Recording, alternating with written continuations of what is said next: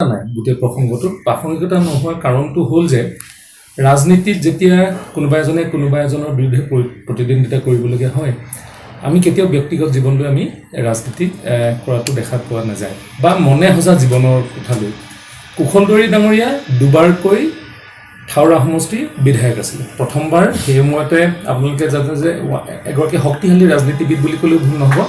দেৱানন্দ কোঁৱৰক পৰাজিত কৰিছে এবাৰ মই পৰাজিত হৈছো তেখেতৰ লগত মই শক্তিশালী বুলি নকওঁ দেৱানন্দ কোঁৱৰ শক্তিশালী ৰাজনীতিবিদ আছিলে মন্ত্ৰী হিচাপে তেওঁ পৰাভূত কৰিলে আৰু মই তাৰ পিছৰ পৰ্যায়ত মোক পৰাভূত কৰিছিলে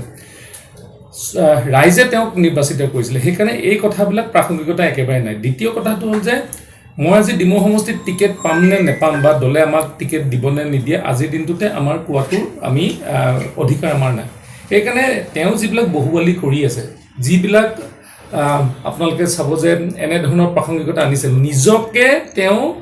এজন শক্তিশালী ৰাজনীতিবিদ একেবাৰে মুখ্যমন্ত্ৰীৰ লগত তুলনা কৰিবলৈ বিচাৰিছে যিটো একেবাৰে দৃষ্টিকটু আপুনি যদি আজি শিৱসাগৰত যায় শিৱসাগৰখন এনে ধৰণৰ অৱস্থাত হৈছে উন্নয়নৰ বোলা নামটো লোৱা নাই শিৱসাগৰ আজিৰ দিনত এটা কলংকিত অধ্যায় বুলি ক'ব লাগিব এই অখিল গগৈ ডাঙৰীয়াৰ যোৱা সময়ছোৱাত এই 5টা বছৰে যেহেতু শিৱসাগৰৰ বিষয়ে তেওঁ সাম্যক জ্ঞান নাই তেওঁ শিৱসাগৰ মানুহ নহয় শিৱসাগৰ মানুহৰ এটা প্ৰজন্মৰ লগত চিনাকি হৈছে সেইজন নেতাই আজিৰ দিনটোত এই ধৰণৰ কথা বতৰাবিলাক আৰু দুৰ্ভাগ্যজনক আৰু অখিল গগৈ ব্যক্তিগত কথাবিলাকক লৈ মই এনে ধৰণৰ আজি অখিল গগৈৰ বিষয়ে আমি বহুত জানো সেইবিলাক আমি কওঁ জানো ৰাজনৈতিক বিষয়ত নকওঁ কিন্তু কুশলদৰী ডাঙৰীয়াৰ এগৰাকী নিজৰ পত্নী থকাৰ পিছতো আজিৰ দিনত এনে ধৰণৰ যি অপ্ৰাসংগিক কথা তেওঁ কৈছে হেতু অতি দুৰ্ভাগ্যজনক আৰু তেওঁ ভয় খাইছে আচলতে খেলিবলৈ মই এতিয়া মোৰ বিৰুদ্ধে কোন প্ৰাৰ্থী হ'ব মই কওঁ নেকি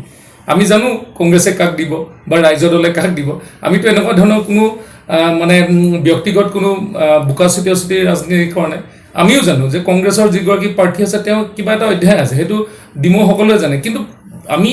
প্ৰেছ কনফাৰেন্সত এনে ধৰণৰ মানুহক যদি কয় আৰু কাইলৈ যদি কুশলদৰী ডাঙৰীয়া তেওঁ এগেইনষ্টত যদি মানহানি গোচৰ দি দিয়ে তেওঁতো অৱস্থাই বেয়া হ'ব আৰু কুশলদৰী ডাঙৰীয়াই শিৱসাগৰখন যিমান ভালকৈ চিনি পায় অখিল গগৈ তাৰ আধাও চিনি নাপায় তেওঁক যদি আপোনালোকে কয় যে আজি ডিলিমিটেশ্যনৰ সময়ত আপোনালোকে চাব যে